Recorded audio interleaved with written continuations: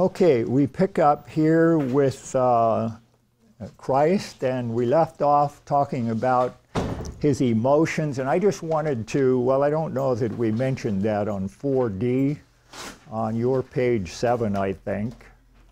It says, what facts of his historical life indicate he was a man? And I trust you got all of these things. He has human emotions, he has human limitations, he was weary, he was hungry, thirsty, he slept just like any other person. Well, I was thinking about it, he got up pretty early sometime and went out to pray, so maybe he didn't sleep like everybody wants to do. He appeared like a man, he had the ability to suffer and die, he was tempted. All of these things tell us that he was very much like a human being, and yet he was God. And so that little baby, we have to remember that, and this is where it gets difficult, as I said, to really understand. That little baby in the manger comes and he experiences now life just like any other baby. And yet at the same time, he is God. So all through his life, he grows. The Bible talks about him growing in knowledge. And yet, on the other hand, he always knows everything.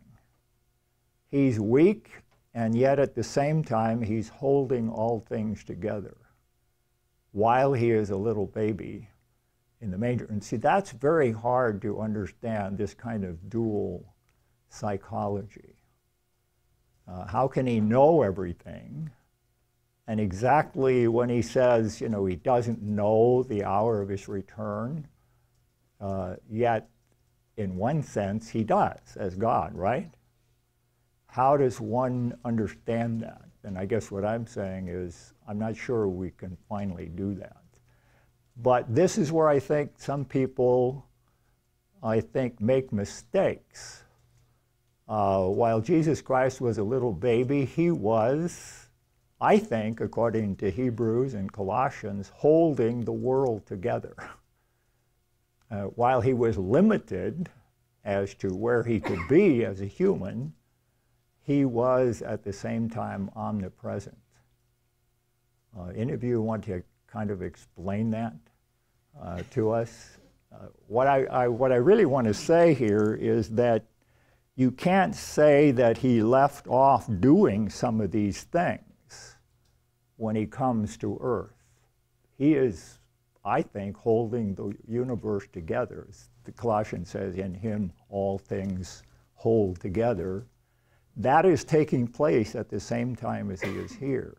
We'll talk a little bit more about this when we come to the hypostatic union, how these two capacities, human and divine, come together in one person. But that's what the church has believed, and that's what I think the Bible teaches. So we'll maybe leave solving that, which we will never do, but talking more about it until we get there. What names and expressions testifies to his humanity? Any questions about any of those? I mean, Jesus is his human name, but it also talks about him being a man. He took part of flesh and blood and all of those things. And then the other question that I'm not sure everybody thinks about, for how long is he this way? See, you cannot only think of the problem of his deity and humanity while he is here on earth.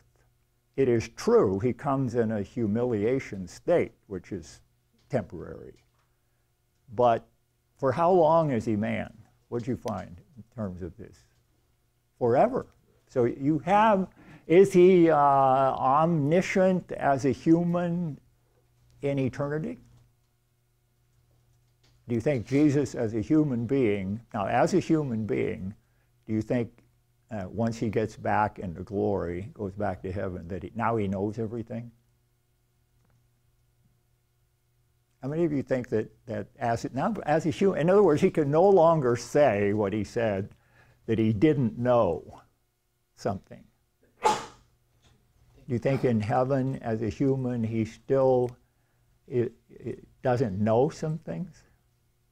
Well, let me ask you this. Do you think that when you get to heaven, you're going to be omniscient? How many of you think, though, Jesus as a human is omniscient today? That's interesting. Do you think omniscience is a trait of human nature? No, but he's human and he's divine. So. Pardon? I said he's human and he's divine, so he's sort of. No, but I kept emphasizing as a human. I guess I just don't see how his knowledge state could be like disconnected in heaven. Seems like glorified he would be sort of, I guess, epistemically unified. You don't see how his knowledge base can be disconnected? Well, I think on earth I can see it. You know, Well, why can't it be disconnected on earth? How do you explain its disconnection on earth? Well, he had to learn things. He grew up studying. Yeah, and so you would say as long as he stayed on earth, he would have been not omniscient. But once he gets to heaven, well, you're going to go to heaven too. Does that mean that you are all of a sudden going to become omniscient? And you basically say no. The whole question is, what is human nature? Is human nature have the capacity to be omniscient? Does Jesus have true human nature in heaven? Why doesn't human nature have the capacity to be omniscient? It's limited by space. Well, I guess let me put it another way, and maybe the two don't go together, but will human nature ever be infinite in anything, including knowledge?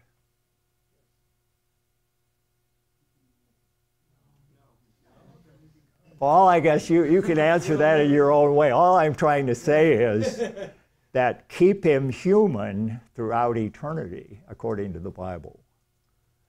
And that's still, now are you going to let human nature be omnipotent too for Jesus in heaven?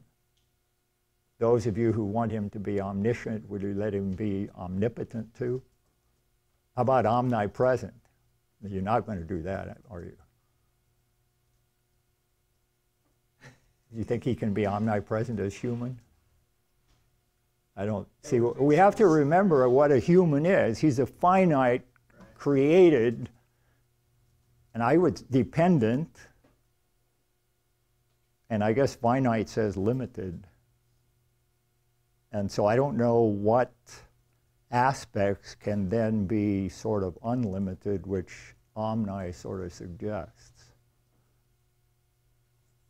I guess I don't know that we can solve all of those. I just want you to keep him human. He's the head of a new man in which we participate. He's the last Adam, the second man, I think Paul calls him. Okay, well, just keep him man throughout eternity, class, and God. And I think it's certainly in some realms you have the same problem. He is not going to be omnipotent, I don't think, in his humanity. And certainly he's not going to be. And is there a relationship between him, in him all the universe coheres? Is there a relationship between that and his omnipresence? If you think there is, then you say you can't make him really omnipotent in that sense if he's limited spatially as far as a human. Okay, but the Bible makes that clear that he is, I think that he is a human being all the way. Now, two early denials, just out of church history, although I think these things still, these things that happen in church history still, I think, seems to be temptations for humans. And the first one is, well, both of these are denials of full humanity. Docetism from dokeo, or docetism, which really, the verb means to seem or appear to be. And according to this view, he was not really in essence, a human being. He only seemed to be human. So it would be more like, well, somebody that appears that way and seems to be that way, but actually wasn't. And this, of course, as we indicate here, kind of comes out of Greek dualism, where matter is evil and spirit is good, and therefore God really couldn't identify himself or join himself to matter. The other one is Apollinarianism. And this, in certain forms, is still around these days. And that is the question, and it comes back, and we'll talk a little bit more about it when we get to the hypostatic union, but it really comes back to understanding or trying to understand what is a nature and what is a person. And things like, does a will belong to nature, or does it belong to the person? Or does it belong to both in some ways? We give you a citation here from the Evangelical Dictionary of Theology. Let me just read that. The central deviation of Apollinarianism from later Chalcedon orthodoxy began in a Platonic trichotomy. Now, I would say that what is going on today is not exactly the same as this, because I don't know that anyone really holds to this Platonic trichotomy. But notice what Apollinarius said, or basically what he was doing. A human being was seen to be body, sensitive soul, and rational soul. By sensitive soul, I think that that would be more like an animal soul. So that the mind, the reason, is a rational soul. The other part, like an animal that, he feels things and so forth, is, I think, the sensitive soul. So humankind was thought to have those three. Now, Apollinarius felt that if one failed to diminish the human nature of Jesus in some way, a dualism, that is, two persons, had to result. In other words, if you have a rational soul, a reason, you could only have one. And if you had two of them, one human and one divine, you would have two persons. Furthermore, if one taught that Christ was a complete man, then Jesus had a human rational soul in which free will resided, and wherever there was free will, there was sin. Now, I don't think Apollinarius is necessarily correct on that. I don't think the fact that Adam and Eve had free wills, that it necessitated sin. But it seems like he must have taken that, and that was another reason why he wouldn't let Christ have a rational soul, which entailed a free will.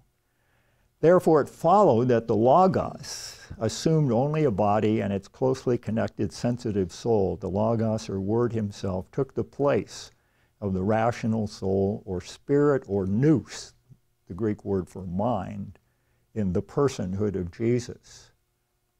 So you could say that the Logos actually became the spirit or the mind of Jesus.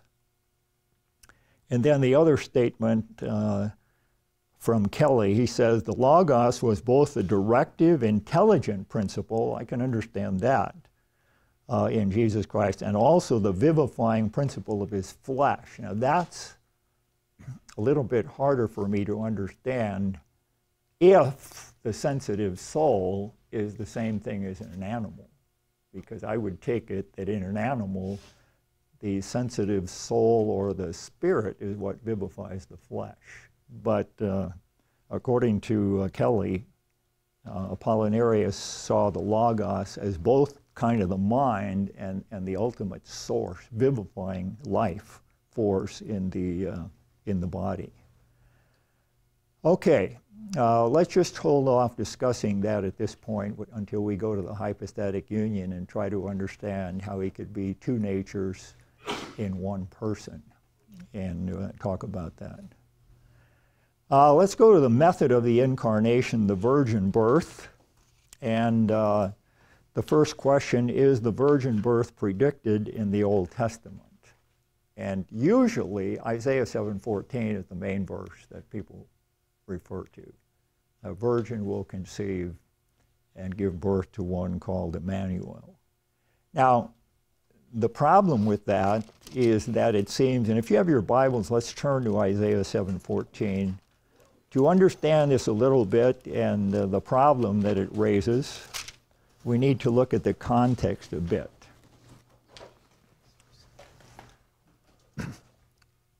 I've listed here in the syllabus 3 possible interpretations, and if you read through them, I don't know if you understood particularly, well, either one of the first 2. But the first one is simply saying, well, let me read the passage, and then we'll go back to that. Well, in the first few verses, it talks about King Ahaz. He's under threat from 2 sources. He's under threat from Israel to the north and Syria. Look at verse 4.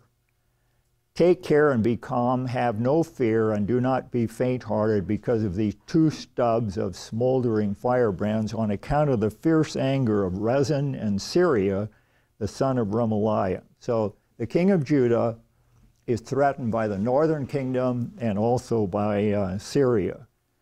And Isaiah goes out and tells him, by direction of God, that he doesn't need to fear these 2. And then let's pick up, well, I think I'll continue reading for that. Verse 5, because Syria with Ephraim and the son of Remaliah has planned evil against you, saying, let us go up against Judah and terrorize it, and make for ourselves a breach in its walls, and set up the son of Tabeel as king in the midst of it. Thus says the Lord God, it shall not stand, nor shall it come to pass, for the head of Syria is Damascus, and the head of Damascus is Rezin.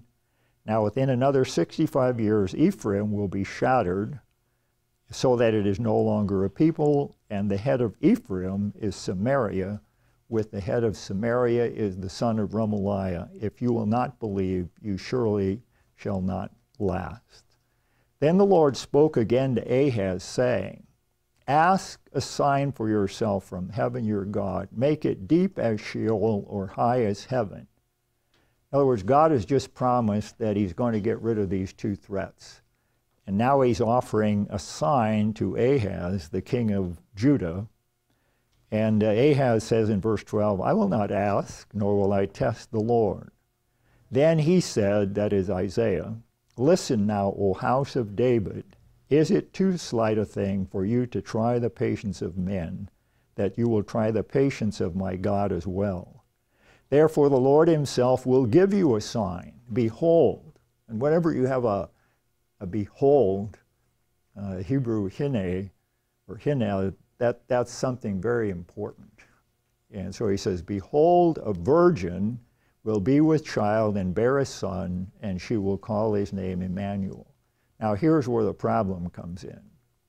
He will eat curds and honey at the time he knows enough to refuse evil and choose good. For before the boy will know enough to refuse evil and choose good, the land whose 2 kings you dread will be forsaken.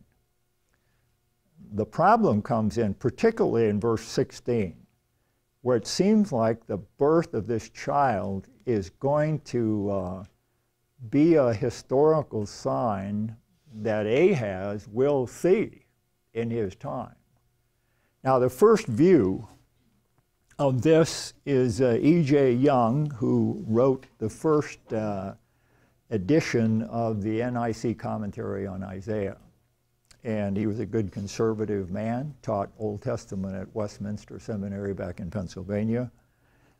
He took this to say that verse 16, before the boy will know enough to refuse evil and choose good, he took this totally to refer to the birth of Christ.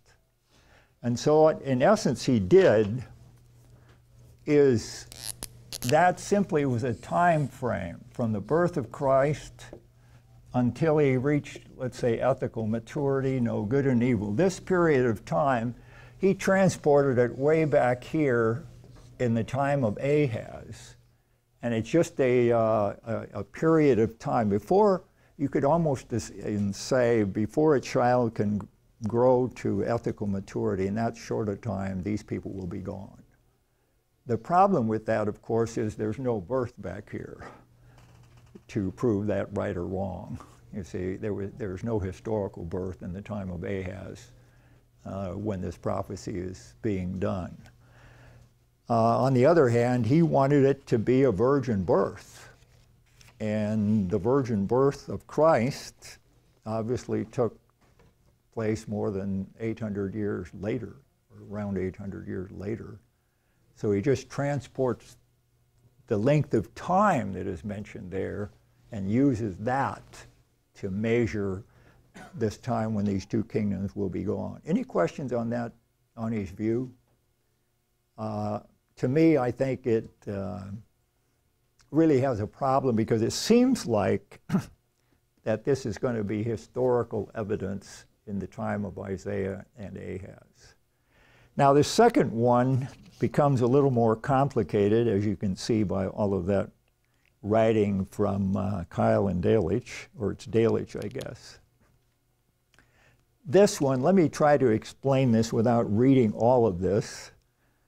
So if you want to follow along, I'll try to keep you where I'm going. Starting at the beginning, this view essentially connects the elements related to the future time of Christ to the historical time of Isaiah without consideration for their chronological separation. In other words, whatever it says about things here are going to be the same things that it says here, and it's just considered to be one time without any consideration of how much time it is. A lot of times in the Bible, the prophecies aren't really concerned with what one might call chronos time. In other words, how long it's going to be. They're more interested in what's going to take place, or what is sometimes referred to as kairos time. Now, going on here, Isaiah, does not expressly say when Emmanuel is to be born, but only what will take place before he has reached the riper age of boyhood. Namely, first, the devastation of Israel and Syria, and then, and we didn't read further on, but that's where it talks about Assyria as well. Then the devastation of Judah itself by the Assyrians. And now skip down to about 4 lines where in the middle of a sentence, not in the middle of a sentence, but the middle of the paragraph, when Isaiah speaks of Emmanuel as eating thickened milk and honey, which he does there in verse 15, like all who survived the Assyrian troubles back in the historical times in the Holy Land, he evidently looks upon and thinks of the childhood of Emmanuel as connected with the time of Assyrian calamities. And it was in such a perspective combination of events lying far apart that the complex character of prophecy consisted. And then skip about 6 lines or 5 lines, and over on the left side, for the things which the prophet saw in combination were essentially connected, even though chronologically separated. When, for example, in the case before us, Isaiah saw Ashur only, standing out as Assyria, standing out as the imperial kingdom, this was so far true that the 4 imperial kingdoms from Babylon to Roman were really nothing more than the full development of the commencement made in Assyria.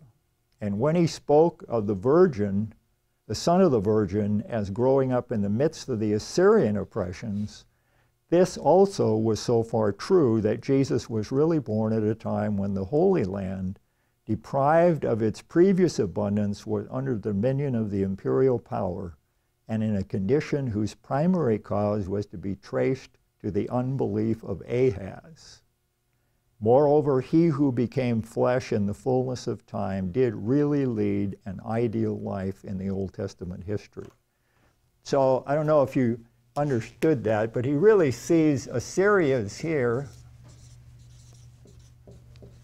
and then you get Babylon, and then Medo-Persia, and I'm running out of space here, and then Greece, and then Rome. And all of that is the same kind of a thing. So when he talks about him eating curds and honey, that's a time of kind of deprivation. That was already going on here. Do you understand what he's trying to say? It's not exactly like the other one. He is actually saying it's just conceived of as one time. The problem again, though, is you really don't have a birth back here in Isaiah's time or Ahaz's time. There really is no sign that takes place in 65 years. So that has led most people, I think, to take the third one, and that is that it has a double fulfillment.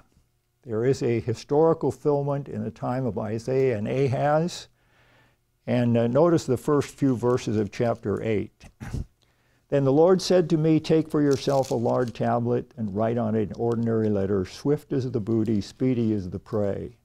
And I will take to myself faithful witnesses for testimony, Uriah the priest and Zechariah the son of Jeberechiah. So I approached the prophetess, this is Isaiah approaching his wife. She conceived and gave birth to a son. Then the Lord said to me, name him Maher-Shalal-Hashbaz, for before the boy knows how to cry out, my father or mother, the wealth of Damascus and the spoil of Samaria will be carried away before the king of Assyria. You see, especially verse 4 connects with that previous prophecy that before the child gets a certain age, these two enemies will be gone. So most people feel that the reference is to a normal birth. And then it has a greater fulfillment in the virgin birth. Now, if you take that, the only thing I want to say is if you take that, you can't demand that the Hebrew word, Alma is the Hebrew word, necessitates translation virgin.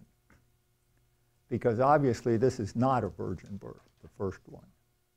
You have to agree, and many evangelicals in years past, they used to really demand that it be a virgin. After all, when you get to Matthew, Matthew actually uses Parthenos, virgin. He uses the word virgin when he quotes this passage.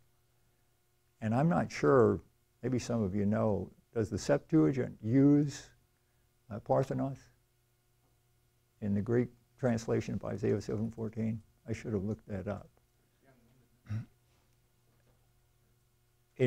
Well, but I mean, in the greater, what is the Greek word in the Septuagint in Isaiah 7:14? But be that as it may, if you're going to take this, and I would say some really, how many of you've heard of Ryrie Study Bible, Charles Ryrie?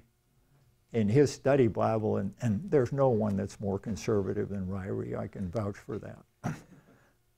He takes that view, that it's a double fulfillment. John Oswald, who I think wrote a wonderful commentary on Isaiah, is a very conservative man. He takes that view as well. So we cannot demand that Isaiah 7:14 say, behold, a virgin will conceive. It probably was a virgin. The word could cover a young woman, you see.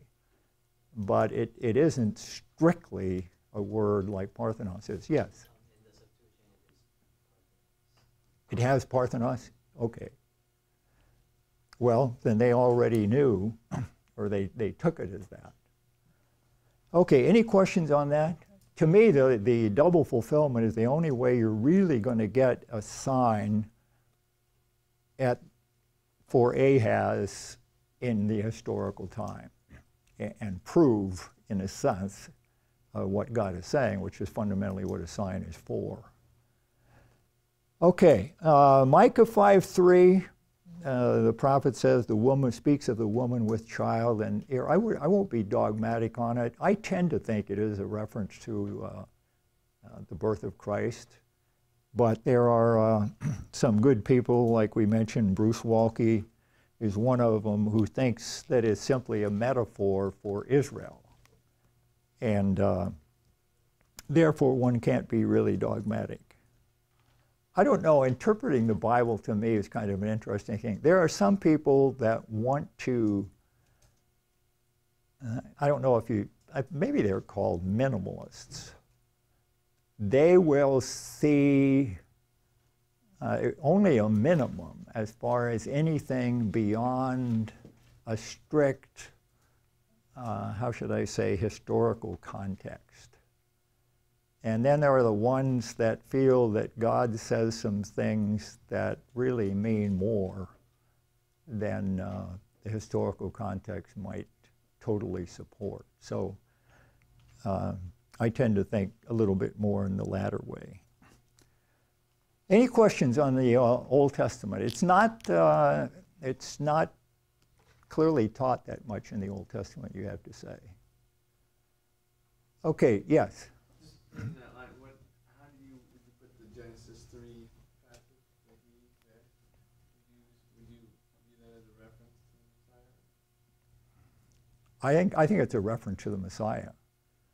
But whether it's a reference to the virgin birth, because it's the seed of the woman, and I think some of the church fathers did understand that as that, but I don't know very many people that would do that. See, the seed of a woman could just be human.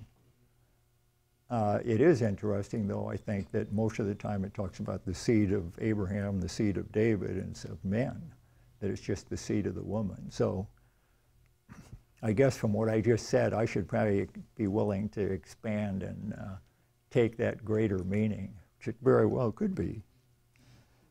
Okay, is the virgin birth taught in the New Testament? Well, maybe one of the problems, it just comes to my mind there, because it goes on, does it not, there in Genesis, to talk about the conflict between the seed of the woman and the seed of the serpent?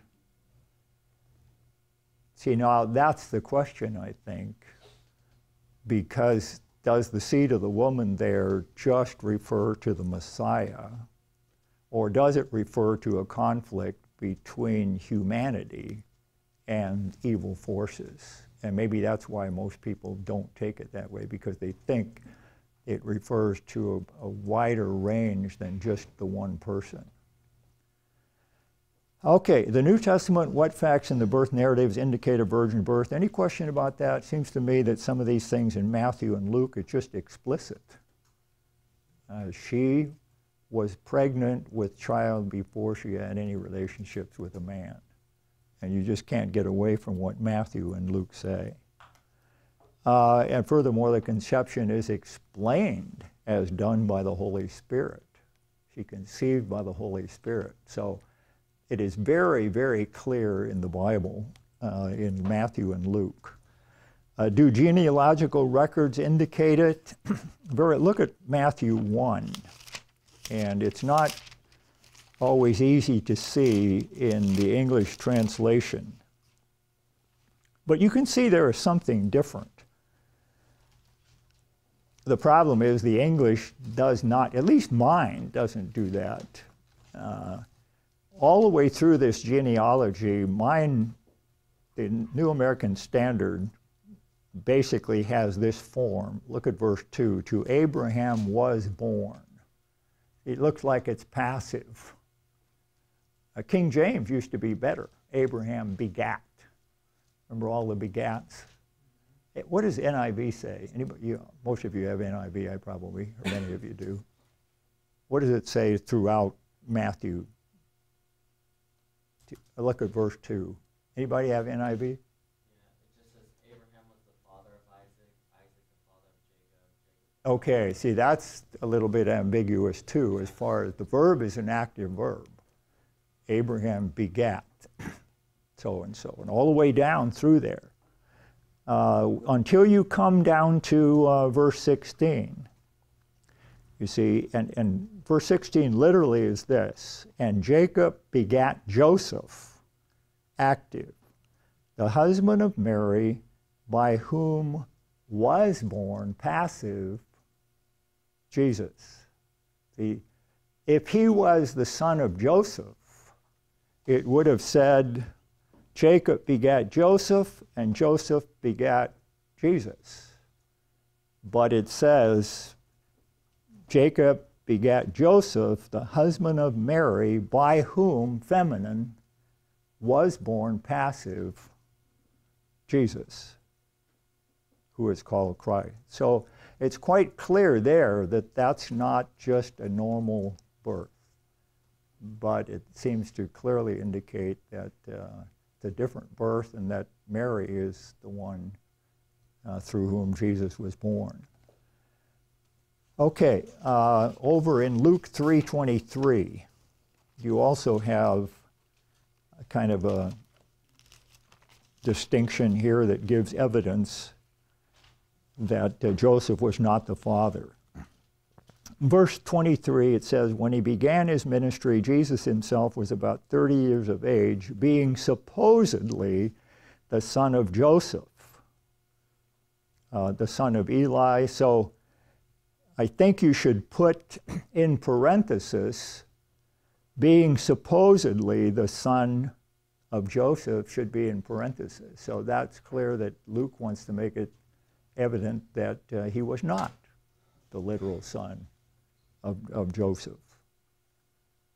What it really should say then is Jesus, about 30 years of age, parenthesis, being supposedly son of Joseph, actually the son of Eli, who was probably Mary's father, because Joseph has another father according to Matthew. Any questions on that? You see where Luke seems to be breaking the thing and making Jesus' birth different. Okay, 3D, are there other New Testament references to it? I just want to point out an interesting word that's used. Well, it's not that unusual of a word, but I would suspect that it is trying to say that Jesus' birth was different. In Galatians 4:4, it says, but when the fullness of time came, God sent forth his Son, born of a woman, born under the law.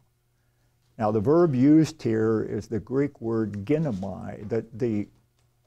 Ginomai is used for births, but the normal verb is genao.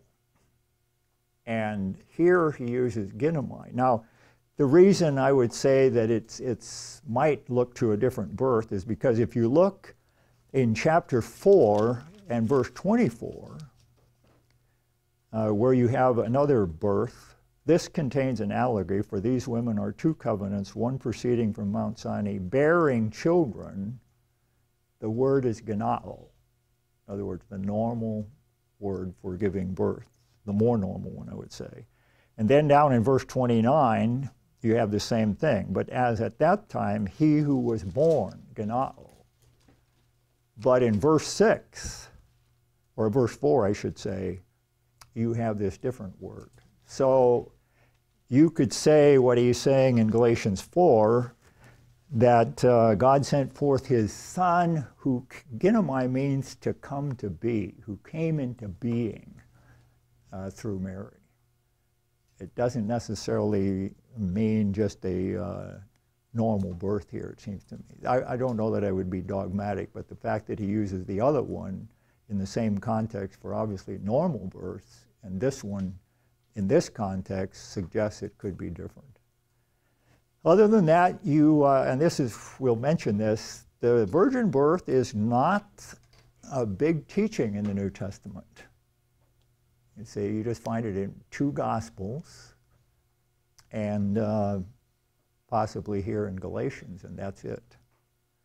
Now, 4D, in what sense was Joseph called the father of Christ? You found in these verses, I think, that he is called the father of Christ by his enemies in the sense of, he's just another human. On the other hand, you have friendly testimony that he is the son of Joseph. And as I said, Jesus gets his kingly rights through Joseph. He is the legal son. And so it's right to call Jesus the son of Joseph in that legal sense.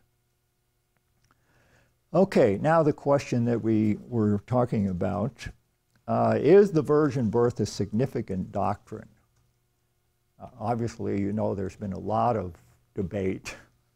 You don't hear about it so much, but back in the 20th century, that was one of the big debates. Machen's book, The Virgin Birth, he was a professor at Westminster. It was totally under attack by liberals that the virgin birth was wrong. Furthermore, what does it matter? The New Testament doesn't come up in Paul's teaching that much. It's only found in 2 Gospels, not even the others. What do you think? Is it a kind of a landmark doctrine? On the other hand, when you look, for example, at the fundamentals, you know, that book that I forget when it was, but it was pretty much the first parts of the founding of Biola when they published this. You looked at the fundamentals of the faith along with inerrancy and the deity of Christ and the bodily resurrection, you had the virgin birth. Does it belong as a fundamental of the faith? And if so, why would you say you can't give it up? Yes? Well, I think a lot of it depends on your view of original sin and how that's passed on. So if Christ is just a man born of a man and a woman, and you think original sin occurs in any person born of a man and a woman, then Christ had sin. Okay. Now, you're not suggesting that sin is just passed down by the man? No, I'm not. Okay. Because some people draw that conclusion as if women are somehow not totally depraved like everybody else. It does help, yes, it certainly a unique birth would at least account for some change in that, yes. I saw another hand. Anybody else was suggesting why it's important? Well, let me suggest several things why, and you would agree with them, I think. First of all, how important do you think it is to hold it for the authority of the Bible? See, if you deny the virgin birth, remember Luke, how Luke starts his gospel? I have searched diligently to give you the things that really happened. Whoops, right in the first chapter, he blows it with a legend of virgin birth. See, that would undercut the veracity of the rest of his book and Acts at that. In fact, the whole Bible. So that's one of the reasons I think evangelicals really stood for the virgin birth, the trustworthiness of the Gospels and ultimately, I think, the whole Scripture. And as you just said, I think it does best explain the Lord's sinfulness. You have the statement in John 3:6, that which is born of the flesh is flesh. And I think that means, and that's in the context of the new birth. So I think it is talking about that which is born of the flesh has the characteristic of an unsaved person, a natural person. So that would be a good. Thirdly, and I think this is very important, it really is the only reasonable explanation for the incarnation of God's Son in human flesh. See, if you have a natural birth, you have a new person. You have a human person, right? Now you've got the second person of the Trinity, and for a human person and the other person, you've got to merge those two persons into one. And that seems impossible. On the other hand, if you have a pre-existent person in the Son of God coming and taking on humanity, then in a virgin birth, then you don't have two persons. You have one person assuming a human nature. So that theologians throughout history have actually said the nature that he assumed was really, it was not personal until it was personified, so to speak, within the Logos. The one person of the Logos makes the human nature personal. And we'll talk about that a little bit later. And then finally, the virgin birth seems to be more in harmony with the picture of a totally supernatural life. His supernatural life of sinlessness, miraculous works, death, resurrection, it seems natural that perhaps the entrance into life would be also supernatural. Anything else that you would think would be important to keep this? Well, at any rate, I think the Bible clearly teaches it, and therefore I think we should hold it. Okay, 3b, the kenosis of Christ. Kenosis really, and the word comes from the Greek word kenao, which means to empty. So we're talking about the emptying of Christ. And it involves two aspects: condescension, in other words, he comes from heaven's glory down to earth. And then he doesn't come as some kind of a king and ruler, he comes as an ordinary man, and then he humbles himself, as Philippians 2 says, to the point of death, even death of the cross. So condescending to be a human, and then going, I guess I would say maybe even the servant, but the servant down to the point of death. Let's look at Philippians 2 and try to understand this. We ask you to look at these passages, but I think we gave you quite a bit of the information at least. Philippians 2, 5 through 8. Let me just read those verses. Have this attitude in yourself, which was also in Christ Jesus, who, although he existed in the form of God, did not regard equality with God a thing to be grasped, but emptied. That's the Greek word kenao. He emptied himself, taking the form of a bondservant, and being made in the likeness of men. And being found in appearance as a man, he humbled himself by becoming obedient to the point of death, even death on the cross. And that, of course, includes condescension and humiliation. Now, the first question we need to ask is, what does it mean to say that he existed in the form of God? Any conclusions? You read what I had. Do you agree with it? See, you have two views among evangelicals. The first one is that the form, or the Greek word is morphe, the essential attributes of God. Warfield takes that, Hendrickson, we give you several others that do that. To me, I give you a citation from O'Brien's commentary. By the way, I heartily recommend O'Brien's commentaries to you guys. I don't know, do you have certain favorite commentaries? To me, Peter O'Brien's commentaries are really, they're substance and I think generally right. They're really quite good. On Ephesians, I think he's got one on Colossians, maybe Philippians. I probably don't know all of them, and he has. But at any rate, to me, he's a little bit ambiguous on this. I can't fully make consistent sense out of what he says. But in this case, what we're talking about is the form of God is the essential attributes of God, which in essence make him God. See, if you have the essential attributes of God, omnipresence, omniscience, infinite this, and those kind of things, you have God. So the form of God here fundamentally means God. And references that seem to support this, and what I did is simply look at other places where morphe is used in the Bible. And what does it seem to suggest? Romans 8:29, for whom he foreknew, he also predestined to be conformed to the image of his Son. Do we,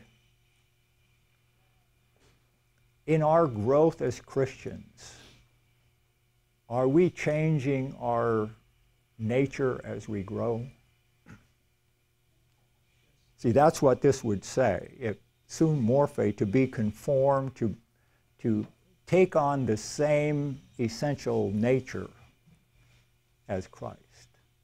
Now, I'm not talking about us becoming God. We talk about here about his human nature. But I simply want to ask you, is our sanctification a matter of changing our nature? How many of you would say it's a matter of changing your nature? How many of you would say it's not really? It's the other option, you see, is to changing the expression of the nature. So are you changing your nature, or are you changing the expression of the nature? Did God give you a nature that has to now be changed, or did he give you a nature that now has to be further express itself? Yeah, see, I think the latter is the case. I don't think you're changing your nature. Your new nature I'm talking about. You got a new nature. You are a new person. And you are basically supposed to show that forth increasingly. So anyway, that verse doesn't persuade me that morphe actually means the essential nature of something. And the other ones I think are the same, but they're pretty much in the same category related to us. Being changed form from one form to another, 2 Corinthians 3:18. And then Galatians 4:19, until Christ is formed in us. So if you take this, though, and by the way, guys, either one of them, as I said, either one of them is very valid, I think, among evangelicals. So I would not consider any of them really heresy or unbiblical teaching. The point I'm making of this and stressing it is, when you teach this, are you going to say that when Christ came, the kenosis involved a change of forms? See, if you think it's actually the essential nature of deity, you cannot say that he gave up the form of God, that he exchanged the form of God for the form of a servant. You simply have to say he added the form of a servant, because he didn't lose his deity, right? So if it refers to his deity, you must say that he retained the form of God, and the kenosis would be involved in taking on the form of a servant and all that that implies. So here in the kenosis of Christ, the form of God is retained. The kenosis, the emptying, consists in not utilizing this form, in other words, not living and utilizing it totally in his life here, and then secondly, taking on the form of a servant and the likeness of man. Now the other view is that morphe is the expression of the divine essence, the state or condition of deity, in essence kind of the glory. Now I would simply say here again, you cannot have the expression of divine essence without having divine essence. It's the natural expression of God. You could not have that without having the essence, right?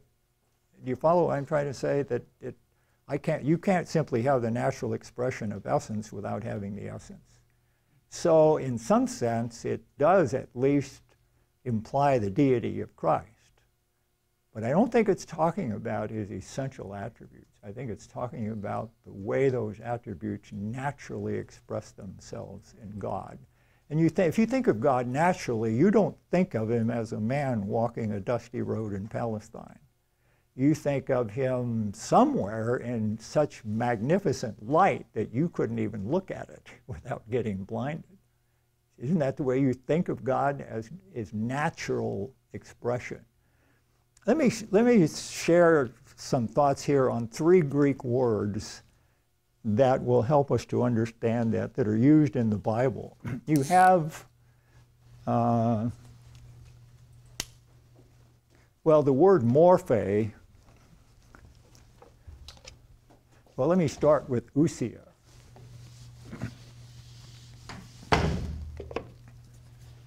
The first word is ousia. That's kind of an English, I think that's the way it would be written in English. And that really means being or essence. So,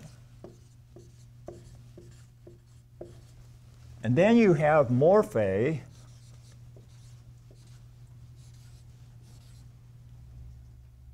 How am I going to, well, that, of course, that's the question of it. And then you have schema.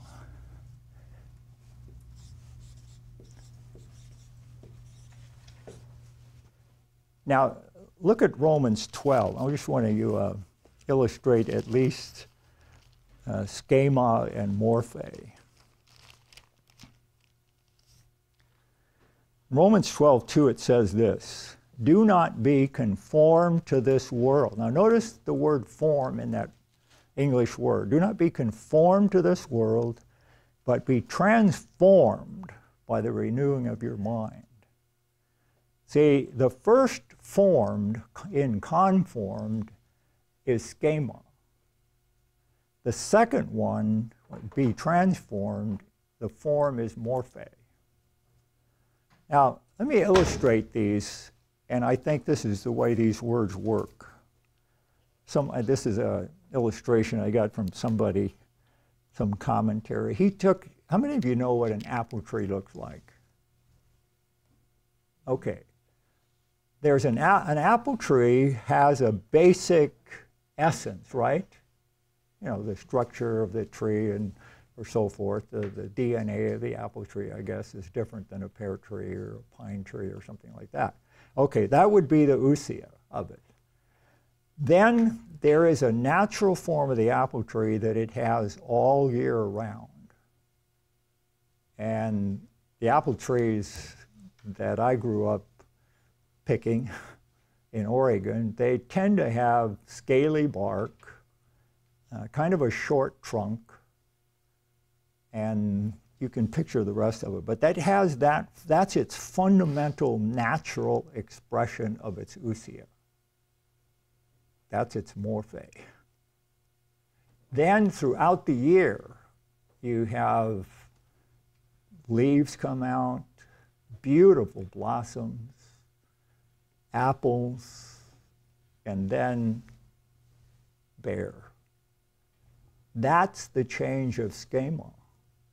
See, the outward changing appearance, the more or less I don't want to say superficial, but at least changing. There's a natural expression, which is the tree the way it is always. And then there's the different changing of the schema. See, what Paul says here in chapter 12, he says, do not take on the schema of the world. Don't take on that superficial appearance of the world. That's all the Christian can take on. He doesn't have that. But he can look like the world and outwardly appear like the world, you see. But be transformed. See, now he's saying, change your form in the sense of, I think, he's saying, let your real essence be what people see. Change that. And then I think ousia is just the nature that we would have. Any questions about this? So I think in this case, the morphe that Jesus has is probably pretty similar to his natural glory. And in this case, I would say in the kenosis, the form of God is given up. Because in John 17, he talks about receiving the glory that he had. And so in some sense, he veiled that glory, and he did not appear as God would naturally appear. But he didn't give up his essence. He didn't give up his deity. So in this one, you can give up your form. That is, you can veil it at least, but you cannot give up your essence. Okay. Some of the references, it seems to me, this is, metamorphosis is used when in the transfiguration of Jesus. You know what I'm talking about? Where he was transformed before the disciples. Now, did he change? What did he change there? It's transformed. Transfiguration is metamorphosized. he didn't change his nature. He changed the appearance of the nature. He let what he really was shine out. And I think that's what it means for us to be changed. We have a new nature, and I think that when he talks about us being transformed, I think he simply means let that nature increasingly show, and don't let, take on a schema of that too, if you will, and not the schema of the world. Yeah, when you think about it, certainly God could reveal things natural person can't know. Prophets certainly had that, seeing the future, and that, so I'm sure they could, God wanted to reveal what was in a human's heart. He could do that. Okay. Oh, well, very quickly here.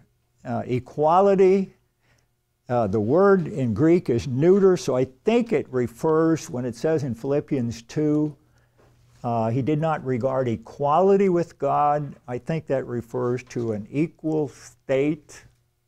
It's not so much an equal personhood, but just an equal status, an equal state. After all, if you think of God, you think of him as the sovereign, mighty ruler of the universe, and Jesus didn't exist in that. And then grasp is an important word. It always confuses me. He did not think it a thing to be grasped. I guess I think of it always as grasped at, but it doesn't have to be that. And we try to explain it. It really means to utilize. This statement does not mean to grasp after something that one does not have, but rather to utilize. That's the Theological Dictionary of the New Testament, or to take advantage of something that one has. Christ did not regard equality with God, someone says, as something to use for his own advantage. So when it says he did not regard a thing to be grasped, just think of it, he did not regard a thing to be utilized all the time when he was here and do things through his deity. Okay, we will stop there and just mention those other verses next time. Now remember, Tuesday, you are supposed to learn Philippians 2, 5 through 7, I think. Is that correct? You probably already have that. And try to learn it quite accurately. Let me put it another way, very accurately, according to the version that you are memorizing, okay? Biola University offers a variety of biblically centered degree programs, ranging from business to ministry to the arts and sciences. Visit biola.edu to find out how Biola could make a difference in your life.